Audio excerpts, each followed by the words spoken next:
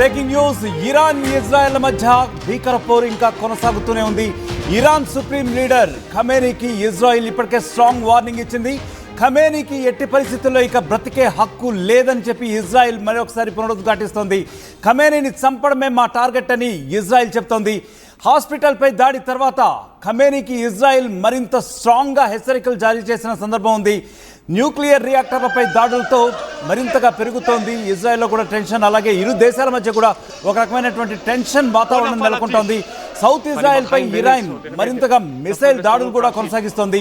సొరోకా హాస్పిటల్పై Iran missile attack చేసింది. అయితే ఇప్పటికే సొరోకా హాస్పిటల్పై ఎప్పుడైతే ధ్వంసమైందో అది అప్పుడు ఇజ్రాయెల్ మరింత ప్రతీకారేచ్ఛతో రగిలిపోతోంది.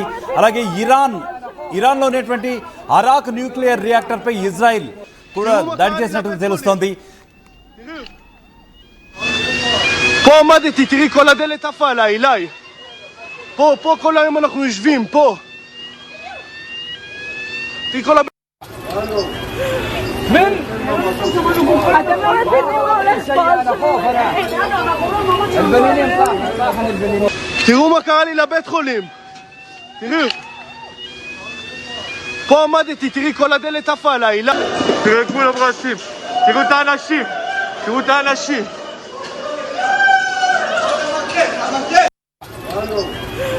من אתם לא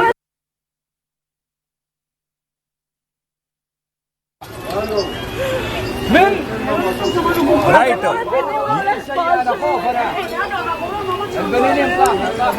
రైట్ ఇరాన్లోని అరాక్ న్యూక్లియర్ రియాక్టర్ పై ఇజ్రాయెల్ దాడి చేసింది.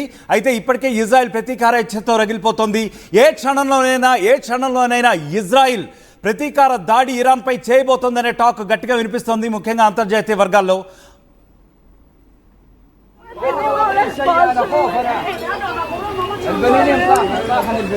תראו מה קרה לי לבית חולים. תראו. פה עמדתי, תראי כל הדלת עפה עליי, אליי. פה כל היום אנחנו יושבים, פה. תראי כל من אתם לא מבינים מה הולך פה.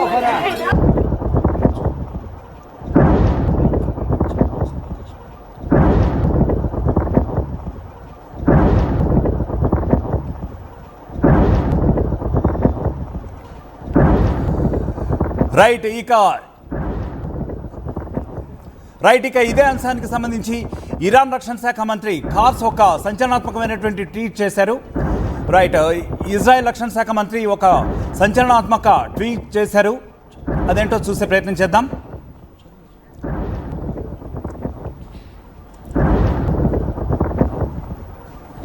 రైట్, ఈ ట్వీట్ చూసినట్లయితే మనం the coward Iranian dictator sits in the depths of the 4-feet bunker on the files aimed shots at the hospitals and residential buildings in Israel.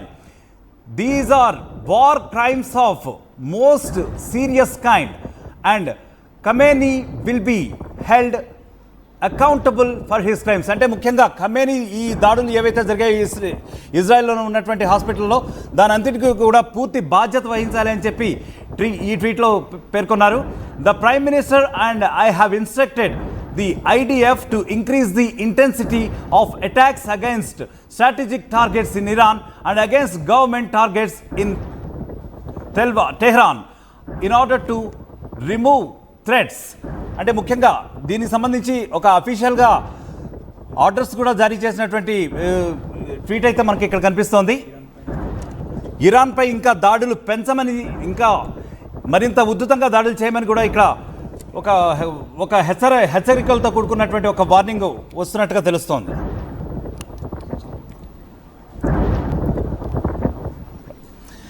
Right, ఇక ఇదే అంశానికి సంబంధించి మా కరెస్పాండెంట్ సచిన్ లైవ్లో ఉన్నారు. ఆయన అడిగే ప్రయత్నం చేద్దాం. సచిన్, ముఖ్యంగా చెప్పండి, ఈరోజు రాత్రి ఇజ్రాయెల్ ప్రతీకార దాడులు చేసే వాతావరణం ఉందా అక్కడ? బహుశా ప్రపంచం నివ్వెరపోయే వార్త, ప్రపంచం షాక్కి గురయ్యే వార్త బయటికి రావచ్చు. అటువంటి దాడి జరగచ్చు అనే చర్చ జోరందుకుంటోంది ఇప్పుడు. అంటే అర్థం చేసుకోవచ్చు యజ్ఞ, ఎందుకంటే తీవ్రమైన దాడులు. ఇక్కడ ఐడిఎఫ్ని డైరెక్ట్ చేశాం, స్వయంగా ఇజ్రాయెల్ రక్షణ శాఖ మంత్రి ట్వీట్ చేయడం, మరి ముఖ్యంగా మార్నింగ్ హాస్పిటల్ మీద దాడి చేసిన తర్వాత ఆయన చేసిన వ్యాఖ్యలను ఒకసారి నేను చెప్పే ప్రయత్నం చేస్తున్నాను.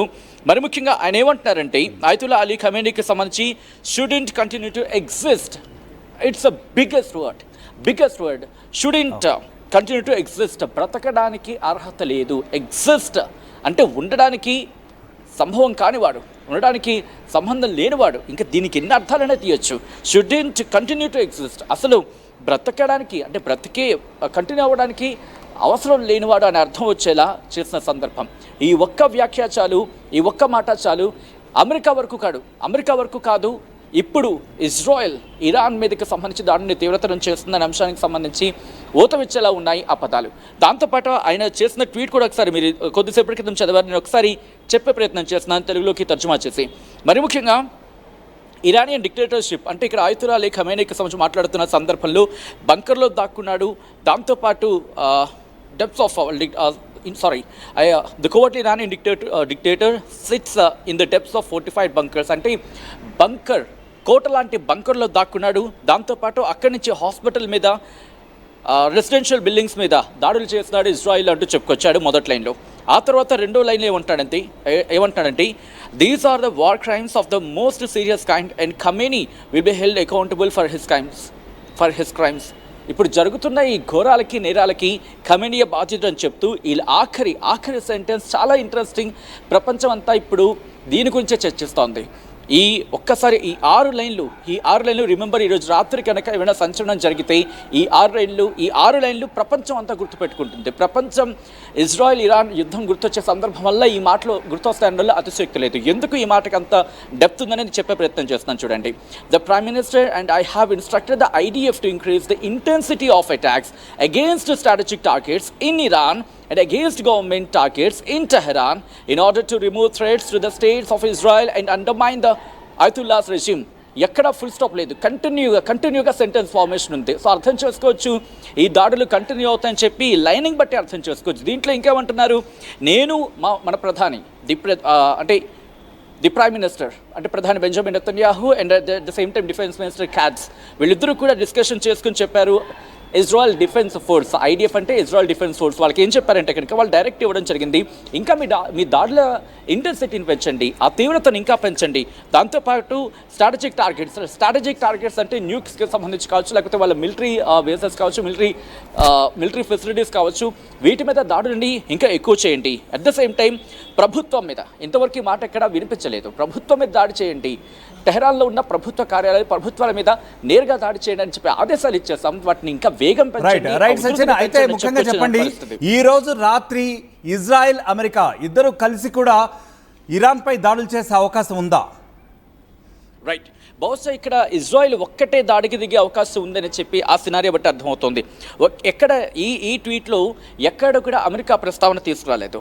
ఈ ట్వీట్లో ఎక్కడా కూడా అమెరికా ప్రస్తావన తీసుకురాలేదంటే ఆ డెప్త్ ఆఫ్ ద ఇంటెన్సిటీ అర్థం చేసుకోవచ్చు. అమెరికా నేరుగా రంగంలోకి దిగకపోవచ్చు, ఎందుకంటే నిన్న రష్యా చేసిన ట్వీట్ దీనికి ప్రాధాన్యత ఉంటుందని చెప్పుకోవాలి.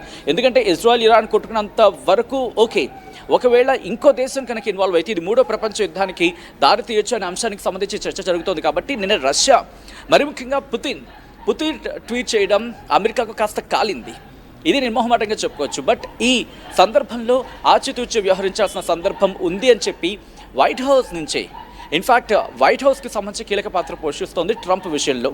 ఎందుకంటే ఆచితూచి వ్యవహరించకపోతే ఇటు అమెరికన్ పౌరుల నుంచి కనుక వ్యతిరేకత వ్యక్తమైతే మొదటిగా మోసొచ్చే అవకాశం ఉంటుంది. కాబట్టి ఆచితూచి వ్యవహరిస్తోంది ఇదే అంశాన్ని. అఫ్కోర్స్ మాటలు యుద్ధం జరుగుతోంది, ట్వీట్లలో కొట్టుకుంటున్నారు. బట్ అమెరికా నేరుగా రంగంలోకి దిగకపోవచ్చు. కానీ ఎప్పటికీ తమ సైన్యాన్ని వివిధ దేశాలకు పంపించింది ఒక చర్చ జరుగుతుంది. సప్రెస్ కావచ్చు, లేకపోతే మిగిలిన దేశాలకు సంబంధించి ఇప్పటికే వార్ హెడ్స్ని సిద్ధం చేసింది. ఇజ్రాయెల్కి ఇప్పటికీ కొన్ని పంపించింది, ఆల్రెడీ కొన్ని వెళుతున్నాయి. ఇలాంటి ఒక డిస్కషన్ అయితే ఉంది.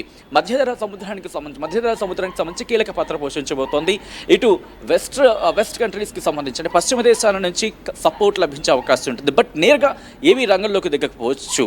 బట్ దిగితే ప్రభావం ఎలా ఉంటుందో ఆల్రెడీ ఇరాన్ వార్నింగ్ ఇచ్చింది, బ్రిటన్కి ఇచ్చింది, దాంతోపాటు అమెరికాకి ఇచ్చింది. ఈ రెండు ఈ కాన్సిక్వెన్సెస్ని ఎదుర్కోవడానికి సిద్ధంగా ఉండని చెప్పి వార్నింగ్ ఇచ్చింది.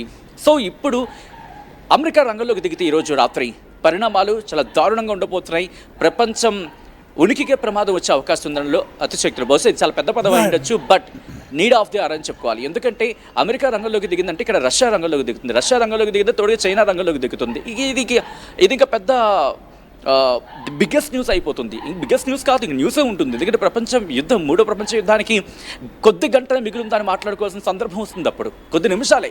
సో అటువంటి పరిస్థితి ఈ రోజు డొనాల్డ్ ట్రంప్ కూడా ట్వీట్ చేసిన నేపథ్యం ఉంది.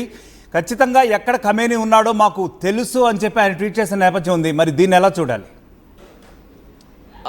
ఎస్, ఎక్కడున్నారో తెలుసు. ఇప్పుడు ఈయన కూడా అదే అంటున్నాడు. ఈ క్యాబ్స్ కూడా రక్షణ శాఖ మంత్రి ఏమంటున్నాడు, ఫోర్టిఫైడ్ బంకర్ దాంట్లో పాటు ఫోర్టిఫైడ్ అంటే కోట లాంటి బంకర్లో ఉంటున్నాడు. కోట లాంటి బంకర్లో తాను కాపాడుకుంటున్నాడు. తాను కాపాడుకొని తను రక్షించుకుంటూ అక్కడి నుంచి ఇజ్రాయెల్ మీద దాడులు చేసేందుకు, అక్కడి నుంచి ఇజ్రాయెల్ మీద మరింత దాడులను వేగవంతం చేసేందుకు, ఉధృతి చేసేందుకు అక్కడి నుంచే డైరెక్షన్స్ ఇస్తున్నాడు. కాబట్టి నీ ఎక్కువ రోజులు తప్పించుకోలేవు, నీ పని పడతామని అర్థం వచ్చేలాగా ఉంది ట్వీట్ ఈరోజు. ఎందుకంటే ప్రభుత్వ కార్యాలయం మీద చెప్పి దాడులు చేయమని చెప్పి ఐడిఎఫ్కి, ఇజ్రాయెల్ డిఫెన్స్ ఫోర్స్కి, అరే బాబు మీరు చేసిన దాడులు ఇంకా ఉధృతం చేయండి అంటే ఈరోజు హాస్పిటల్ మీద దాడి, బహుశా ఆ ఇంటెన్సిటీని ఇక్కడ రిప్లికేట్ అవుతుందా, ఆ ఇంటెన్సిటీని ఇక్కడ ప్రతిబింబిస్తుందని చెప్పడంలో అతిశయోక్తి లేదు. ఎందుకంటే హాస్పిటల్ మీద ఇంతవరకు గాజా మీద దాడి చేసినప్పుడు అటు హమాస్ ఏ విధంగా అయితే ఇటు ఇజ్రాయెల్ మీద దాడి చేసే ప్రయత్నం చేసిందో, ప్రస్తుతం బహుశా కంపారిజన్ కాస్త కొంతమందికి ఇబ్బంది కలిగించు, బట్ కంపారిజన్ ఒక్కసారి చేసే ప్రయత్నం చేస్తాను. ఎందుకంటే ఇప్పుడు ఇజ్రాయెల్ ఐ థింక్ ఇది వెరీ ఫస్ట్ టైం హాస్పిటల్ మీద దాడిని ఎదుర్కొంటోంది, subject to the correction. So ఈ నేపథ్యంలో ఇప్పుడు ఒకవేళ ఈ దెబ్బతిని ఉంది కాబట్టి ఇప్పుడు దాడుని వేగవంతం చేసే, ఉధృతి చేసే అవకాశం ఉంది. ఎందుకంటే రక్షణ శాఖ మంత్రి సాధారణంగా అక్కడ ఇజ్రాయెల్ డిఫెన్స్ ఫోర్సో లేకపోతే ఇజ్రాయెల్ ఎయిర్ ఫోర్సో వీళ్ళు మాట్లాడుతూ ఉంటారు, వీళ్ళు చెప్తూ ఉంటారు, చిన్న స్టేట్మెంట్స్ డిఫెన్స్ మినిస్టర్ ఇస్తూ ఉంటారు. లేకపోతే బెంజమిన్ నెతన్యాహు ఇంతవరకు బయటకు వచ్చి మాట్లాడేది. సాధారణంగా 2 రోజుల క్రితం వరకు మనం చూసాం ఏదో ఒక స్టేట్మెంట్ బయటకు వచ్చి మాట్లాడదు. బట్ చాలా సీరియస్ డిస్కషన్స్ జరుగుతున్నాయి. అమెరికాను ఇన్వాల్వ్ చేసే ప్రయత్నం జరుగుతోంది. అమెరికాకు సంబంధించి ఆ న్యూక్స్ని కొట్టడానికి కొన్ని కీలకమైన బాంబులు వాళ్ళ దగ్గర ఉంటాయి, వాటిని అడిగే ప్రయత్నం జరుగుతుంది. డీప్ డిస్కషన్స్ జరుగుతున్న అండర్లో ఎటువంటి అతిశక్తి లేదని చెప్పుకోవాలి. ఎందుకంటే టైం ఒకటే అనుకుంటుంది Israel, we don't have much time, ఇది వాళ్ళు అనుకుంటున్న క్రమం. బట్ ఇక్కడ అమెరికా వాళ్ళని హోల్డ్ చేస్తుంది. అమెరికా ఇప్పటికీ ఒక స్టేట్మెంట్, ఇన్ఫ్యాక్ట్ అమెరికాకు సంబంధించి ఇప్పటికీ చెప్పుకొచ్చిన డైరెక్షన్స్ ఇచ్చింది, నువ్వు అంత వేగంగా ఖమేనీని ఏం చేయదు, అసలు ఖమేనీని టచ్ చేయొద్దు అని చెప్పి ట్రంప్ చెప్పాడని చర్చ ఇటు అంతర్జాతీయ వేదికల మీద జరుగుతూ వచ్చింది. బట్ ఇప్పుడు అదే ట్రంప్ ఆపుతున్నాడా, లేకపోతే అదే ట్రంప్ గ్రీన్ సిగ్నల్ ఇచ్చాడా? ఇప్పుడు ఇవి ఒకవేళ ట్రంప్ కనుక గ్రీన్ సిగ్నల్ ఇచ్చి ఉంటే కనుక బహుశా రేపు ఉదయం నేను మాట్లాడుకున్న సందర్భానికి అంతర్జాతీయ సమాజం నివ్వెరపోయే ఒక వార్త బయటికి రావచ్చేమో. అది ఖమేనీ బహుశా ఖమేనీకి సంబంధించి ఇక ఇబ్బందికరం అయింది అని చెప్పి ఒక వార్త బయటికి రావచ్చేమో. ప్రస్తుతం ఇదే చర్చ జరుగుతోంది. ఎందుకంటే ఇంత ఖుల్లాగా, సాధారణంగా ఏమంటే మన హైదరాబాద్ లాంగ్వేజ్ ఇంత ఖుల్లాగా చెప్పిన సందర్భం ఇప్పుడు ఈ మధ్యకాలంలో అయితే నేను చూడలేదని చెప్పుకోవాలి. కాబట్టి ఈరోజు జరిగే పరిణామాలు అంతర్జాతీయ సమాజం చాలా నిశితంగా పరిశీలిస్తోంది. చెయ్యి దాటిపోకముందే, అంటే మనం తెలుగులో అంటూ ఉంటాం, చేతులు కాలక ఆకులు పట్టుకునే లాభం అని చెప్పి. సో ఇప్పుడు ఆ చేతులు కాలకముందే, అంటే ఇన్ఫ్యాక్ట్ చేతులు కాలకముందే ఆకులు పట్టుకునే ప్రయత్నం అయితే మాత్రం ప్రపంచ దేశాలు చేస్తాయి. ఆ ఆవశ్యకత రెండు కనిపిస్తున్నాయి. కాబట్టి ఈరోజు అటువంటి డెవలప్మెంట్ చోటు చేసుకునే అవకాశం ఉంది. బట్ ఉంది ట్రంప్ మాట వింటాడా? ట్రంప్ కనుక ఓకే అనుకుంటే అప్పుడు ఇక్కడ దాడులు ఇజ్రాయెల్ ఆగే అవకాశం ఉంటుంది. లేదు, కొన్ని సందర్భాల్లో ట్రంప్ మాట వినట్లేదని చెప్పి ఒక చర్చ జరుగుతుంది. కాబట్టి అప్పుడు ఇజ్రాయెల్ దాడి చేస్తుందా? చాలా చాలా ఏదో ఒక చిన్న మెస్సీ అంటూ ఉంటాం కదా, సో అటువంటి పరిస్థితులు. బట్ ఏం జరుగుతుంది ఈరోజు రాత్రికి అనేది మాత్రం ఒక బిగ్గెస్ట్ క్వశ్చన్ మార్క్. బట్ ఒక బిగ్గెస్ట్ అటాక్ జరిగే అవకాశం ఉందనే చర్చ మాత్రం ఇటు సోషల్ మీడియా వ్యాప్తంగానే కాదు, అంతర్జాతీయ సమాజం, ఇన్ఫ్యాక్ట్ ప్రపంచ వ్యాప్తంగా ఇదే చర్చ జరుగుతోంది. Right Sachin, thank you. మొత్తం మీద చూస్తే ఇరాన్ ఇజ్రాయెల్ మధ్య కొనసాగుతున్న భీకర పోరు మరింత తారాస్థాయికి వెళ్లే అవకాశం అయితే కనబడుతుంది. ఇరాన్ సుప్రీం లీడర్ ఖమేనీకి ఇజ్రాయెల్ ఇప్పటికే స్ట్రాంగ్ వార్నింగ్ ఇస్తుంది. మరి ఈ రాత్రికి ఏం జరగబోతుంది అనేది మనకి ఇంకా అప్డేట్ కావాల్సింది. For more updates always stay clicked on RTV.